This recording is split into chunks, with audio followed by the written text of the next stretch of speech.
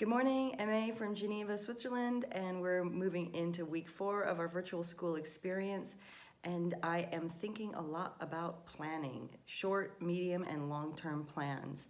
And I'll just share with you what works for me at the moment, because that keeps changing.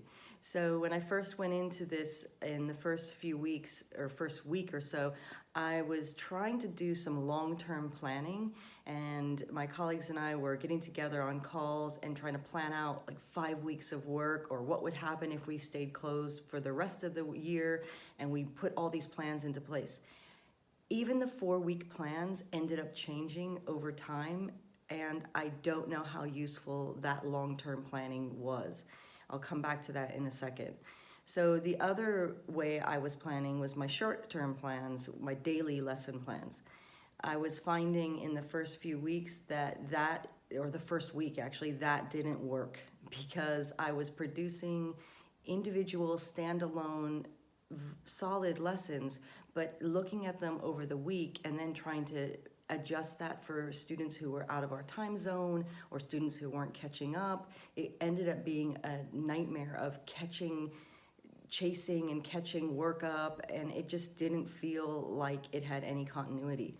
So in week 2, I really started with those weekly plans, and that seems to be the sweet spot for me.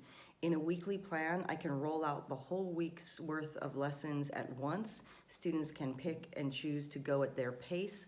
And I can also almost write a story, a weekly story of where I want them to be, and make sure that I plan for a variety of different activities, both student-to-student interactions, some individual work, some large group work, some small things, and some teacher-led activities. So that has worked really well for me.